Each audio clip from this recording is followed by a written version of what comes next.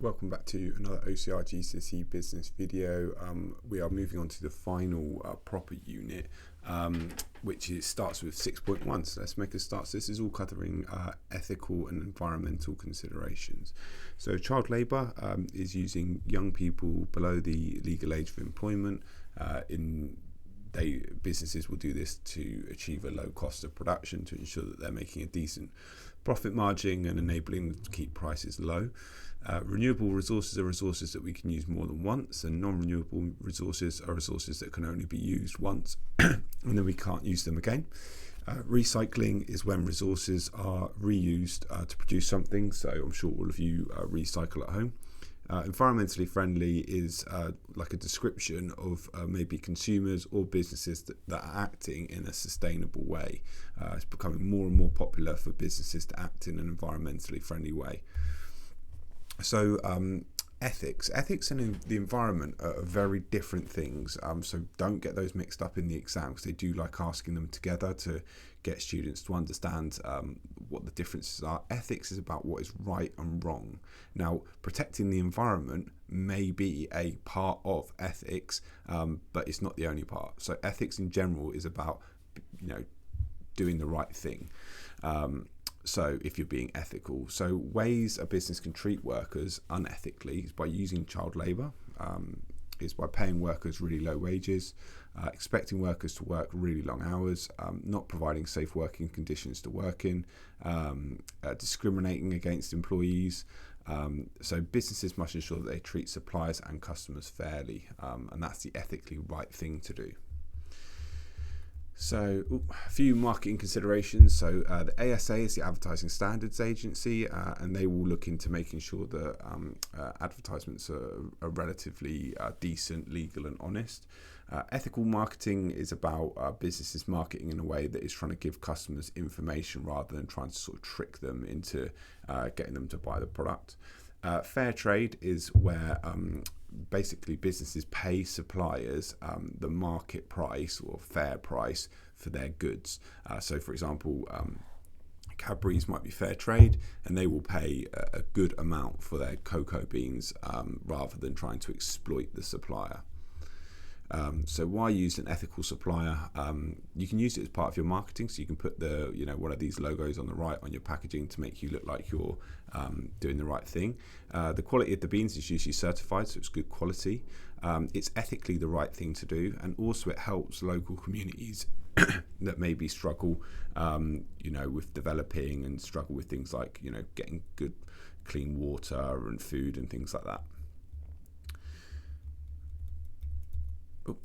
So ethical considerations and their impact on businesses. So benefits of being ethical. So how could you benefit from being ethical? Workers may be more motivated to work for you. Customers really like it. Investors like it, so might be more willing to put money into the business.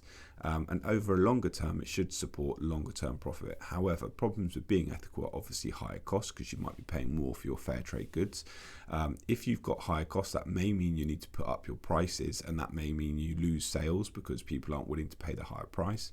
And if people aren't buying from you, therefore your revenue's falling, your costs are going up, then that means your profits can be squeezed. Okay, so a few environmental considerations to think about. So sustainable production is producing in a way that is not going to deplete any natural resources. So if you are acting in an environmental way, you might use things like solar and wind energy. Sustainable construction, so constructing in a way where you're not damaging the environment and things like that. Saving water, electricity, switching from paper towels to like a hand dryer and things like that, and shutting off, having like automated lights when people aren't in rooms. Correct disposal of waste, make sure you're not just dumping your wastewater, in a local lake or something. Transporting using things like electric delivery vehicles, hybrid vehicles, things like that. There's sort of 3-4 types of pollution that you need to be aware of. Air pollution, it's pretty obvious, like CO2 emissions, coming out of delivery vehicles or out of your warehouse or whatever it might be, from burning fossil fuels. Noise, obviously, if you're a nightclub and you're open late, or you're a business that gets late night deliveries, that can really annoy the local community.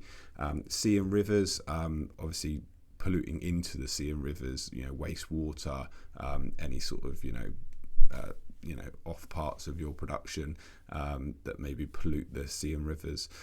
Climate change is the process when average temperatures rise or fall, but they tend to rise, and patterns of weather change. So obviously the more CO2 we emit into the atmosphere, the more that impacts on climate change, and that leads to global warming, which is where temperatures rise. Waste disposal is the process of getting rid of unwanted materials. So a business should consider what is the most sustainable way of disposing any waste materials that they have. So impact on climate change on a business. You might want to change your behaviour and act in a more environmentally friendly way. You might want to make customers aware if you are being green. So you might see some of these logos on McDonald's packaging on the right hand side. So they're trying to tell customers that they're being more green. And it's also the opportunity to sell more sustainable products. So you can sell solar panels and things like that. Okay. So impact on businesses of being environmentally friendly. So if they are acting in an environmentally friendly way, can have a good impact on their brand image, give them a bit of a competitive advantage. It enables you to attract employees and investment. It helps you also reduce your waste, so you might actually pay less for throwing things away. Drawbacks, you've got more expensive raw materials coming into your production, so that's higher costs. You've got higher capital costs if you switch to things like solar panels. That's going to be a big cost at the start, but you might save in the longer term. And also the production method may be more expensive. So if you're using things like organic food going into your production, that's obviously going to be more expensive. I think that's it. Thanks very much for joining me.